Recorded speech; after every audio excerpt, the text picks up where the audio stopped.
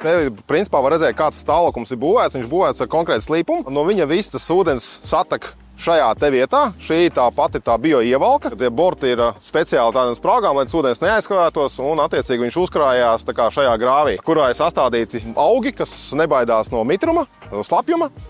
Un tur arī veidojās šis slānis, kas būtu kādreiz visu laiku būtu virzemē. Tā viņš mums tajā strukturētajā augstnes slānī arī turās tur iekšā. Tādā veidā gan papildinot gruntsūdeņus, gan papildinot apūdeņojot augstnes sistēmu, tāds skaistums mums ir. Gan dabai draudzīgs, gan acī patīkams. Visi laimīgi. Vajadzēja atrast risinājumu, kādā veidā salēgot finanses ar iespējām, un bija vairāki scenāriji. Viens bija no tiem bija taisīt to pelēko infrastruktūru, kas ir veidot rezervārus, otrs bija pieslēgties pilsētas tīkliem. Nu, un tad viens un otrs īsti nestrādāja ar risinājumu, un tad bija trešais risinājums veidot šīs bioievalkas.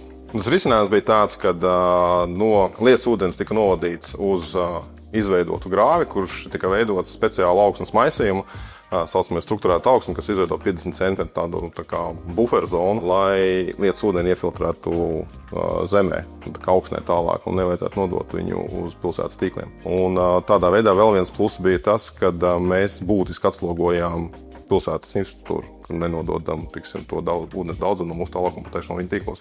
Šī ir jaunā daļa, kura arī ir izbūvēta šogad nodota eksploatācijā, jūnijā. Un, ja tā pastāsta, ka te ir tas slīpums tālākumam arī veidots konkrēti uz vienu pusi, bioievalkas pusi, ļoti izteikti slīpumu.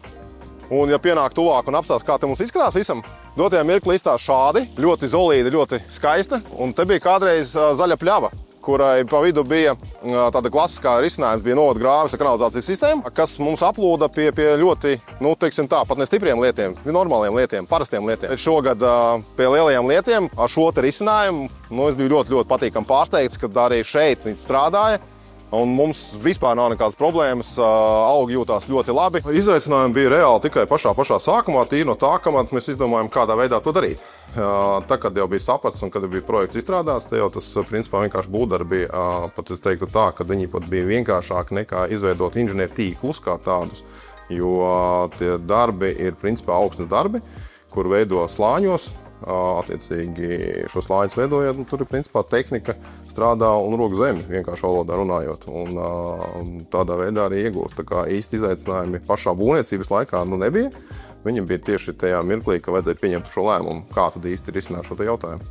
Citiem uzņēmumiem es iesaku nebaidīties no risinājumiem, kas principā ir jau dabā, jo pēc būtības tas nav tik ļoti unikāls. Tas ir reāli dabā notiekās kaut kādās iepakās, kuras mēdz applūst, un kur ir šīs pareizās augstnes veiksmīgās, un attiecīgi tas ūdens aiziet.